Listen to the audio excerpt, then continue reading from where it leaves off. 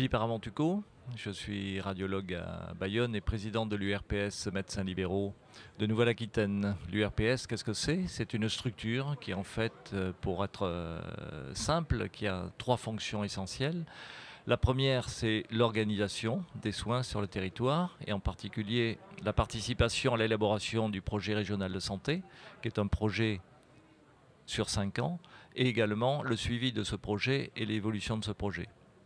C'est également un rôle de représentation des médecins libéraux du territoire vis-à-vis des institutions, vis-à-vis des élus. Et puis c'est aussi un rôle majeur qui devient majeur maintenant, c'est celui de l'innovation et de la mise en place sur le terrain d'outils innovants de façon à pouvoir effectivement organiser cette nouvelle façon de travailler, je dirais, des médecins qui va se développer de plus en plus avec des outils performants et qui puissent rendre service aux médecins sur le terrain de façon à ce qu'on puisse prendre en charge la population de façon plus efficace et plus efficiente. À l'URPS, par exemple, on a développé un outil qui est entre guillemets, une chaîne de télévision, mais qui est destinée à être installée dans les salles d'attente des médecins. Et sur cette télévision, finalement, passent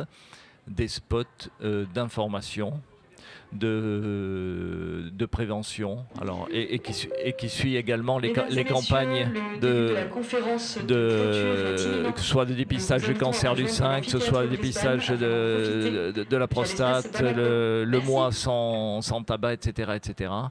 et qui permet également de serrer un petit peu les populations, c'est-à-dire qu'on est en capacité d'envoyer les messages dans tel type de structure, de spécialité, et également dans certaines régions, s'il y a une épidémie de rougeole à tel endroit, on peut envoyer une information spécifique là-dessus sur les territoires atteints.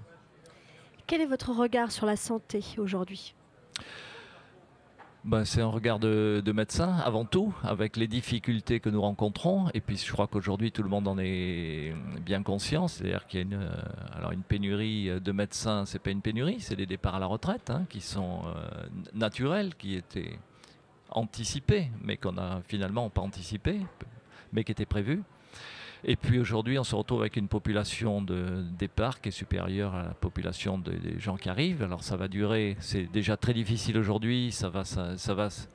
je ne voudrais pas être alarmiste, mais ça va être encore très compliqué pendant 6-7 ans. Et après, ça va s'améliorer parce qu'effectivement, il y aura moins de départs et plus d'arrivées. Alors il faut gérer cette période qui est compliquée aujourd'hui. Et on voit bien d'ailleurs que ça devient une préoccupation prégnante pour la population, et à juste titre, puisque dans beaucoup d'endroits du territoire, et pas seulement d'ailleurs à la campagne, il y a des territoires effectivement où les citoyens ne trouvent plus de médecins traitants ou plus de spécialistes, en particulier dans des spécialistes un petit peu compliqués,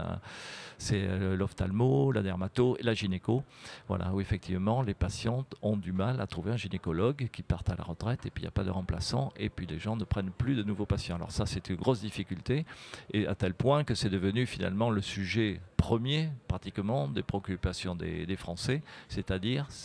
de trouver un médecin et de pouvoir se faire soigner. Et ce qui a un côté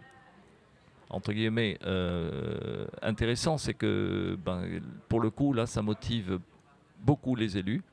et les politiques, et je crois que c'est une situation complexe, mais qu'on ne pourra résoudre que dans la coordination de toutes les composantes, et en particulier des élus, des institutions, des structures représentatives des médecins, mais pas seulement des médecins, des professionnels de santé, qui ont tous la nécessité et le devoir, je dirais, de travailler ensemble pour pallier cette situation difficile que nous vivons aujourd'hui et que nous allons encore vivre pendant 5 ou 6 ans. Alors mes espoirs, c'est qu'on arrive à garder une médecine à la française qui est reconnue un peu partout dans le monde avec sa qualité, et puis qu'on puisse justement à l'occasion de cette restructuration réinventer en quelque sorte une médecine un peu différente, c'est-à-dire une médecine de coordination, sortir un petit peu de cette médecine qui est aujourd'hui un petit peu individualiste, et puis retrouver finalement ce qu'on a connu dans les années passées jusqu'aux années 70, c'est-à-dire une médecine de coordination entre professionnels de santé où effectivement chacun dans sa compétence puisse travailler en coordination avec ses confrères et ses consoeurs, de façon à ce qu'effectivement les patients puissent avoir on peut appeler une ligne de vie qui soit accessible à tous ces professionnels et qui permet effectivement à ce moment-là d'avoir un suivi beaucoup plus performant, que ce soit sur la vaccination, que ce soit sur l'imagerie, que ce soit sur tout un tas de pathologies, avec en plus la prise en charge des pathologies chroniques dont on parle beaucoup, mais qui sont une réalité, puisqu'on vit de plus en plus vieux.